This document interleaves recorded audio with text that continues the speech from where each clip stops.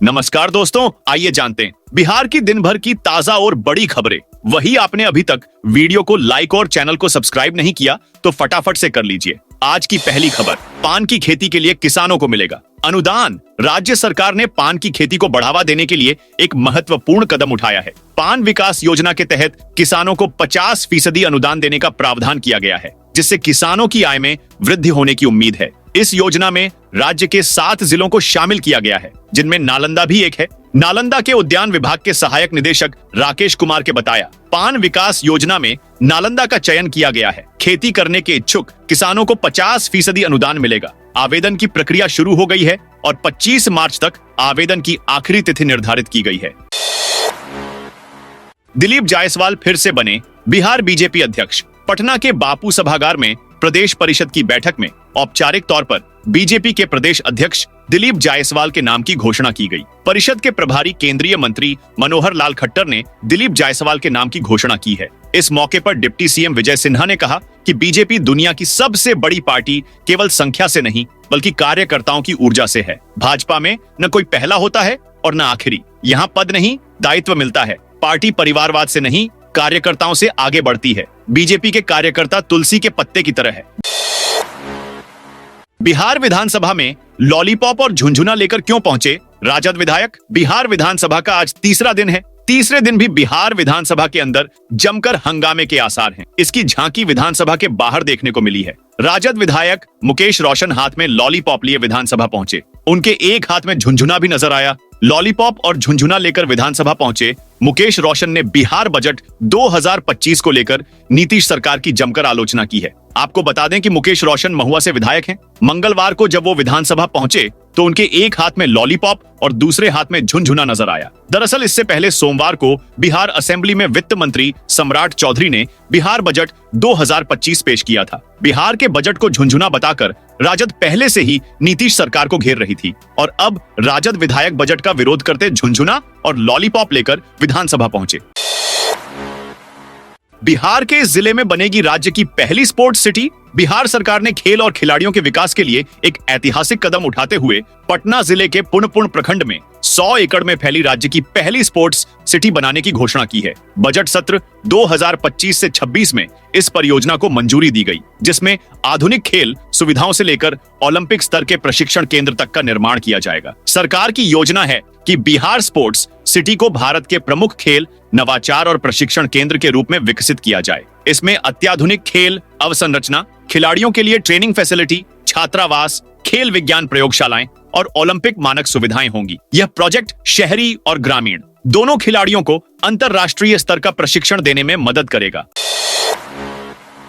लालू के बाद राबड़ी देवी का जेडीयू को ऑफर। बिहार चुनाव को लेकर सियासी बयानबाजी का दौर जारी है। पहले राजद सुप्रीमो लालू यादव ने नीतीश कुमार के लिए दरवाजा खुले रहने की बात कही थी और अब विधान परिषद में नेता विपक्ष और पूर्व सीएम राबड़ी देवी ने भी जेडीयू को ऑफर दे दिया है। राज्यपाल के अभिभाषण पर चर्चा के बीच राबड़ी देवी ने सत्ता पक्ष पर भड़कते हुए कहा कि आप बीजेपी का साथ छोड़िए, हम आपके साथ आ जाएंगे। आरक्षण के सवाल पर राबड़ी ने कहा कि फाइल उठाकर देख लीजिए। पंचायती राज में आरक्षण का विरोध जेडीयू ने किया था और कहा था कि पहले चुनाव होने दीजिए, इसके बाद आरक्षण लागू होगा। अब उल्टा चोर कोतवाल को डांट रहा है। सिर्फ आरजेडी में दोष निकाला जा रहा है। जेडीयू एमएलसी नीरज कुमार से राबड़ी ने कहा कि आप लोग दोनों तरफ मिठाई खाएंगे, यह नहीं चलेगा।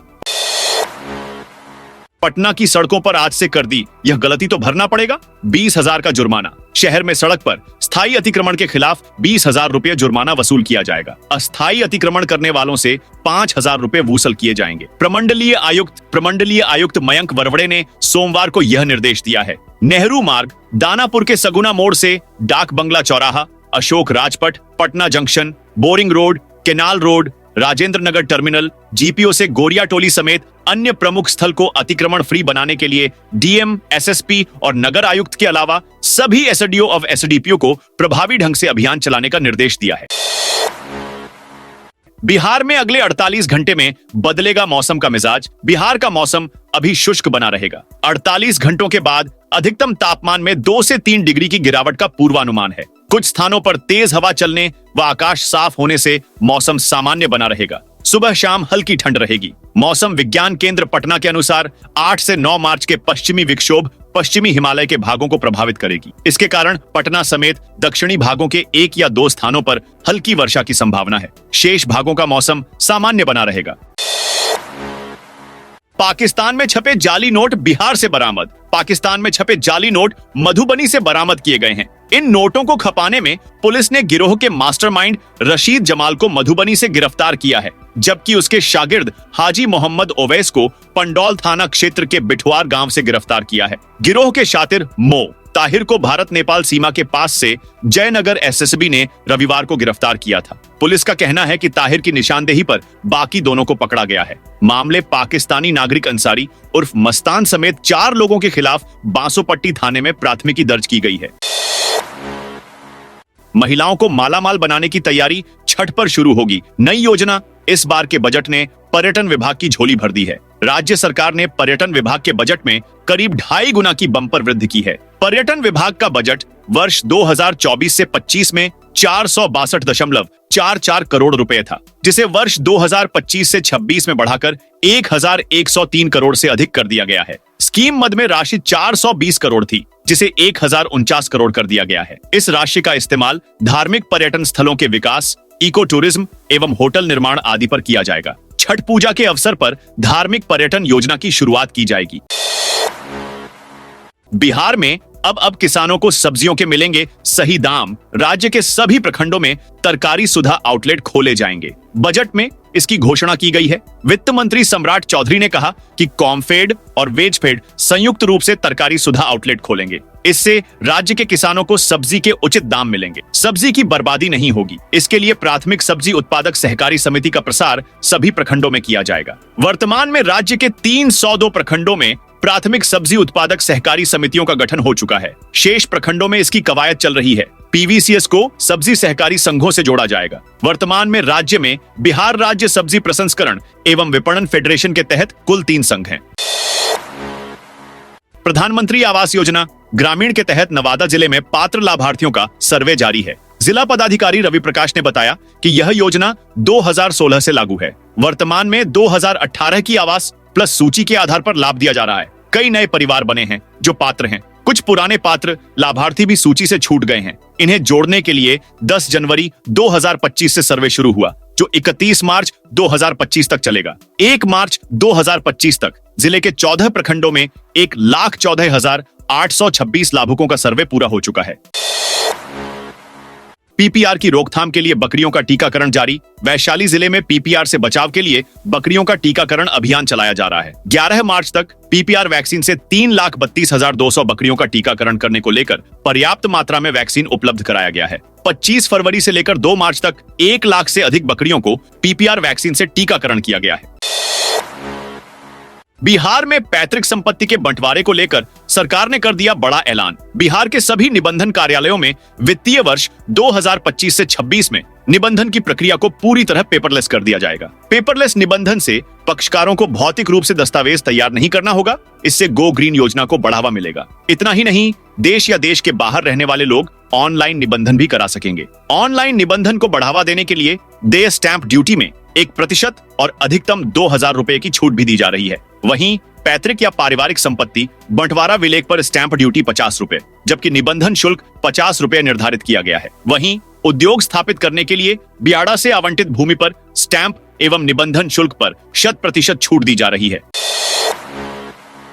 कटिहार में चोरों का तांडव। कटिहार में चोरों के आतंक से लोगों में हड़कंप मच गया है। इस बार किसी घर में नहीं, बल्कि चोरों ने मंदिर में ही डाका डाल दिया। यह घटना है समेली प्रखंड क्षेत्र के चकला मौलानगर पंचायत स्थित ठाकुरबाड़ी मंदिर की, जहां चोरों ने बीती रात ठाकुरबाड़ी मंदिर से कृष्ण भगवान की अष्ट धातु की मूर्ति और चांदी के 5 मुकुट चोरी कर ली। इस चोरी के बाद से इलाके में हड़कंप मच गया। चोरी की सूचना पर पुलिस मौके पर पहुंच गई है और घटना की जांच कर रही है। मंदिर के अंदर से मूर्ति गायब हो गई है। इस घटना को किसने अंजाम दिया है, अभी कोई सुराग नहीं लग सका है। यात्रियों के लिए खुशखबरी। होली पर पटना उधना के बीच चलेगी स्पेशल ट्रेन। यात्रियों की भीड़ के मद्देनजर रेलवे की ओर से होली स्पेशल ट्रेनों को चलाने का निर्णय लिया गया है। रेलवे की ओर से उधना एवं पटना के बीच होली स्पेशल ट्रेन चलाई जाएगी। वलसाड़ एवं दानापुर के बीच भी होली स्पेशल ट्रेन चलाने की तैयारी चल रही है। इसके अलावा आनंद विहार से दरभंगा, रक्सौल से बरौनी, गोरखपुर से रांची के बीच होली स्पेशल ट्रेन चलाई जाएगी। रेलवे की ओर से Udhna Patna superfast special train का परिचालन 7 मार्च से 27 जून तक किया जाएगा। वहीं इस ट्रेन की वापसी 8 मार्च से 28 जून तक करने का निर्णय लिया गया है।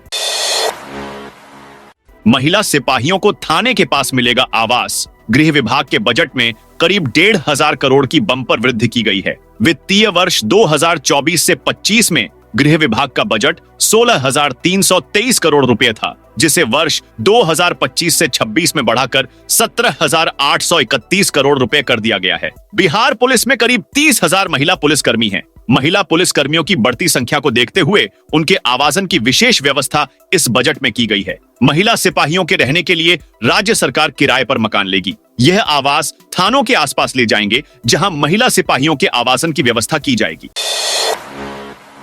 किसानों को EI से मिलेगी मौसम पूर्वानुमान व फसल की जानकारी। अब जल्द ही किसानों को EI तकनीक से मौसम पूर्वानुमान की जानकारी मिलेगी। इससे वर्षा, तापमान, आर्द्रता और हवा की दिशा की सटीक जानकारी मिलेगी। स्थानीय स्तर पर बदलते मौसम के मिजाज से किसान पहले से सतर्क रह सकेंगे। इससे फसलों पर पड़ने वाले दुष्प्रभाव से बचाव होगा। समथू FPO के CEO अमरदीप कुमार ने इसे कृषि क्षेत्र में क्रांतिकारी कदम बताया। उन्होंने कहा कि बीज से बाजार तक की संकल्पना को इससे मजबूती मिलेगी। समस्तीपुर में मुगलचक बहादुरचक के बीच पुल निर्माण का रास्ता साफ। समस्तीपुर में मुगलचक और बहादुरचक गांव के बीच मोहिउद्दीन नगर से गुजरने वाली बायां नदी पर पुल निर्माण का रास्ता साफ हो गया है। इसके लिए प्रशासनिक स्वीकृति भी मिल गई है। करीब 7 करोड़ रुपए खर्च होने का अनुमान है। पुल नहीं होने के कारण नदी पार करने के लिए लोग चचरी पुल का निर्माण करते हैं। वहीं बरसात में चचरी पुल टूटकर ध्वस्त हो जाता है। बाढ़ के बाद लोग आपसी सहयोग कर चचरी पुल का निर्माण करते हैं। पुल बनने से दशहरा करीमनगर, मोहिउद्दीन नगर दक्षिण, मोहिउद्दीन नगर उत्तर पंचायत के साथ ही आधा दर्जन से अधिक पंचायत के करीब 50,000 से अधिक की आबादी को लाभ मिलेगा। बिहार में जल्द लागू होने वाली है एक नई नीति आसमान छुएगी प्रदेश की इकोनॉमी। बिहार में नीतीश सरकार ने बजट की घोषणा कर दी है। निवेशकों की जरूरतों के हिसाब से सरकार इसी वर्ष नई औद्योगिक निवेश प्रोत्साहन नीति लाएगी। कई अन्य क्षेत्र के उद्योगों के लिए भी नई पॉलिसी आएगी। वित्तीय वर्ष 2025 से 26 के बजट में इस बात का प्राविधान किया गया है। वित्त मंत्री ने कहा कि औद्योगिक विकास को गति देने व निवेश को आकर्षित करने के उद्देश्य से एक गतिशील तंत्र के रूप में काम करेगी नई औद्योगिक निवेश प्रोत्साहन नीति। बजट में बड़ा ऐलान। पिछड़ा व अति पिछड़ा वर्ग के छात्र छात्राओं की छात्रवृत्ति पर खर्च होंगे 875 करोड़ 87 लाख रुपए का प्राविधान किया है। इस राशि से सरकारी विद्यालयों और मान्यता प्राप्त एवं स्थापना प्रस्वीकृत विद्यालयों में पहली से 10वीं कक्षा तक पढ़ने वाले छात्र छात्राओं के बीच छात्रवृत्ति दी जाएगी। इसके लिए पहले से मुख्यमंत्री पिछड़ा वर्ग और अत्यंत पिछड़ा वर्ग प्री मैट्रिक छात्रवृत्ति योजना लागू है। बजट के मुताबिक चालू वित्तीय वर्ष 2024 से 25 में इस योजना के तहत 1,09,331 छात्र छात्राओं को लाभ दिया जा चुका है। वहीं सभी 38 जिलों में 39 अन्य पिछड़ा वर्ग कन्या आवासीय उच्च माध्यमिक विद्यालयों के भवन निर्माण की स्वीकृति दी गई है। बजट में न बिजली सस्ती न पेट्रोल डीजल के दाम घटे। बिहार में 2 करोड़ बिजली कंज्यूमर के लिए बजट में कोई ऐलान नहीं किया गया है, यानी अभी जिस रेट पर बिजली मिल रही है आगे भी उसी पर मिलती रहेगी। पेट्रोल डीजल पर भी सरकार ने वैट कम या ज्यादा नहीं किया है। स्टैंप ड्यूटी में भी सरकार ने बदलाव नहीं किया है, यानी प्रॉपर्टी के रेट नहीं घटेंगे। प्रदेश की सबसे बड़ी युवा आबादी को नौकरी या रोजगार देने का कोई ऐलान बजट में नहीं किया है। सबसे ज्यादा फोकस महिलाओं और किसानों पर है। इनकी जरूरतों और सुविधाओं से जुड़ी छोटी छोटी स्कीम्स अनाउंस की गई हैं। ये चुनावी बजट नजर नहीं आ रहा। महिलाओं को ई रिक्शा और स्कूटी खरीदने पर मिलेगी सब्सिडी। परिवहन विभाग का नया बजट महिलाओं को उपहार देने वाला है। महिलाओं की सुरक्षित यात्रा से लेकर उन्हें परिवहन क्षेत्र में रोजगार उपलब्ध कराने तक कई नई योजनाएं वित्तीय वर्ष 2025 से 26 में लॉन्च की गई हैं। इस कारण बजट का आकार भी करीब 80 करोड़ बढ़ाया गया है। इसमें योजना मद में 40 करोड़ की राशि बढ़ाई गई है। वित्तीय वर्ष 2024 से 25 में विभागीय बजट 491 करोड़ 40 लाख 46 हजार रुपये 54 पैसे था, जो वित्तीय वर्ष 2025 से 26 में बढ़कर 530 करोड़ 99 लाख 99 हजार 99 रुपये 99 पैसे कर दिया गया है। परिवहन विभाग की ओर से पटना, मुजफ्फरपुर, भागलपुर, गया समेत राज्य के प्रमुख शहरों में पिंक बसें चलाई जाएंगी। सबसे खास बात यह कि इन बसों में सवारी, ड्राइवर और कंडक्टर सभी महिलाएं होंगी। मार्च महीने में 10 दिन बंद रहेंगे बैंक। मार्च महीने में होली का त्योहार पड़ रहा है। इसके साथ ही रमजान महीना भी चल रहा है। महीने के अंत में ईद उल फितर है। इस वजह से मार्च के महीने में छुट्टियों की भरमार है। मार्च के महीने में अगर बैंक में आपका भी कोई जरूरी काम है तो उसे जल्दी से निपटा लें, वरना कहीं बैंक की छुट्टियों की वजह से आपका काम अधूरा न रह जाए। बैंक, बचत योजना, आयकर सहित विभिन्न वित्तीय योजनाओं को लेकर मार्च का महीना काफी महत्वपूर्ण होता है। इस महीने बैंक भी 10 दिन बंद रहेंगे, जबकि ऑल इंडिया बैंक कन्फेडरेशन के आह्वान पर 2 दिवसीय हड़ताल भी निर्धारित है। सुरक्षा जवानों के साथ सुपरवाइजरों की भर्ती को लगेगा शिविर। बक्सर जिला नियोजन पदाधिकारी से प्राप्त सूचना अनुसार प्रखंडवार सुरक्षा जवान व सुपरवाइजर पद के लिए प्राप्त रिक्तियों के विरुद्ध विभिन्न प्रखंडों में प्रखंडवार भर्ती कैंप का आयोजन होगा। इसके तहत 6 मार्च को डुमरांव प्रखंड परिसर, 7 को ब्रह्मपुर, 8 को चौसा, 10 को राजपुर, 11 को इटाढ़ी, 12 को चौगाई, 17 को नावानगर, 18 को संयुक्त श्रम भवन ITI परिसर, 19 को सिमरी, 21 को चक्की एवं 24 मार्च को केसठ प्रखंड परिसर में शिविर आयोजित होगा। इस संबंध में संबंधित प्रखंड विकास पदाधिकारी से अनुमति प्राप्त करेंगे। शिविर में आवेदकों का चयन SIS इंडिया लिमिटेड के मापदंड के अनुसार होगा। चयनित अभ्यर्थियों को 1 माह का आवासीय प्रशिक्षण एवं किट व सामग्री दी जाएगी, जिसका शुल्क अभ्यर्थियों को वहन करना होगा। जिला नियोजनालय निजी नियोजकों एवं अभ्यर्थियों के बीच समन्वय एवं सहयोग करता है। बाढ़ में सफाई कर्मचारियों की हड़ताल, सड़कों पर फैली गंदगी। बाढ़ नगर परिषद के 250 सफाई कर्मचारी वेतन बढ़ाने की मांग को लेकर हड़ताल पर हैं। सोमवार से ही शहर में साफ सफाई का काम ठप पड़ा है। सड़कों पर कचरा फैला हुआ है। गंदगी से लोगों की परेशानी बढ़ गई है। कर्मचारियों का कहना है कि पहले सफाई का बजट 19 लाख रुपए था, तब भी उनका वेतन कम था। अब बजट बढ़कर 45 लाख रुपए हो गया है। इसके बाद भी वेतन में कोई बढ़ोतरी नहीं की गई है। कोई सुनने वाला नहीं है। मजबूरन आंदोलन करना पड़ रहा है। स्कूल शिक्षा समिति को मिलेगा विशेष प्रशिक्षण। नवादा में सरकारी प्रारंभिक स्कूलों के बेहतर संचालन के लिए विद्यालय शिक्षा समिति के सदस्यों का 3 दिवसीय प्रशिक्षण 4 मार्च से शुरू होगा। चयनित CRC में VSS के सदस्यों को गैर आवासीय प्रशिक्षण दिया जाएगा। प्रत्येक बैच में 7 स्कूलों से 6 विद्यालय शिक्षा समिति के सदस्य शामिल होंगे। जिले में कुल 1600 से अधिक VSS हैं। प्रशिक्षण में अध्यक्ष, सचिव और 3 सदस्य भाग लेंगे। रेलवे ने 410 अवैध दुकानें और झोपड़ियों पर चलाया बुलडोजर। सहरसा मानसी रेलखंड पर रेलवे की जमीन से अतिक्रमण हटाया गया है। कोपड़िया स्टेशन और धमारा घाट स्टेशन के बीच यह कार्रवाई की गई है। रेल प्रशासन ने JCB मशीन की मदद से दोनों तरफ की रेल भूमि से अवैध दुकानें और झोपड़ियां हटाई हैं। इस अभियान में कुल 410 अवैध निर्माण हटाए गए। इससे रेलवे की 11,050 वर्ग मीटर जमीन अतिक्रमण मुक्त हुई है। इस कार्रवाई से यात्रियों को आवागमन में सुविधा होगी। रेलवे अब इस खाली जमीन पर विकास कार्य कर सकेगा। स्थानीय लोगों और यात्रियों ने रेल प्रशासन की इस कार्रवाई का स्वागत किया है।